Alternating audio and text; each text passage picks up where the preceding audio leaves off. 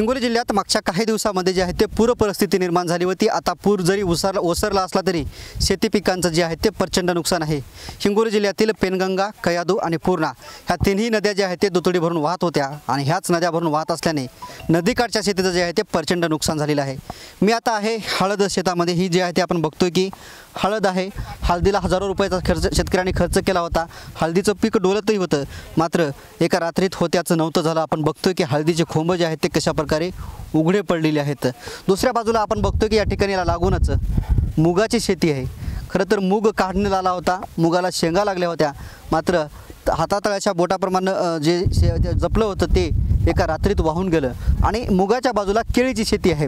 आपण बघतो की केळीचे रोपटे आहेत, नेमके रोपट्याची लागवड केली होती, रोपटे हिरवेगार होते, मात्र ह्याही रोपट्यामध्ये नदीचं पाणी गेलं आणि पाण्यानं जे आहे ते होत्याचं नव्हतं झालं। आताही त्या ठिकाणी मी कॅमेरामॅनला विनंती करेल की कशा प्रकारे पाणी साचलेलं आहे, अजूनही पाणी जे आहे ते शेताच्या बाहेर निघालेलं नाही। ह्या सर्व शेतकऱ्यांच्या जे आहेत ते भयानक अवस्था आहे, भयानक व्यथा आहेत। माझ्यासोबत याच हळदीतले हळद उत्पादक शेतकरी आहेत। नेमकी बापू समस्या काय आहे, काय परिस्थिती होती? तुमच्या डोळ्यात तुमचं अश्रू दिसत आहेत, नेमकं काय? आमच्या डोळ्यात अश्रू येणारच, मात्र आता आम्हाला काहीतरी पाहिजेत नाही, याला नीट करायला नाही।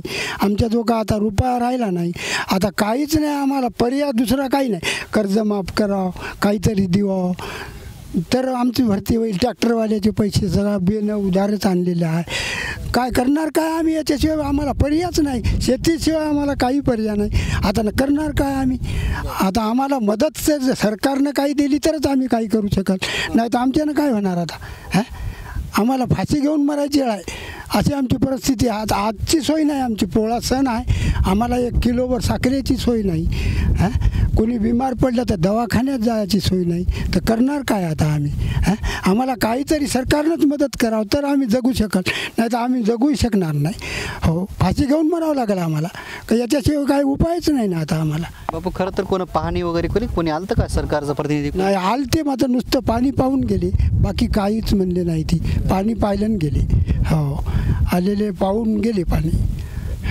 खरं तर हिंगोली जिल्ह्यामध्ये जवळपास हजारो हेक्टरवरती शेती पिकांचं नुकसान झालेलं आहे।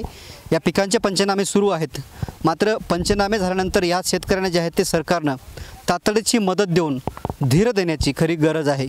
कॅमेरामन ज्ञानेश्वर वानखेडेसह मी रमेश शेंडके, TV9 मराठी, गंगापूर, कळमनुरी, हिंगोली।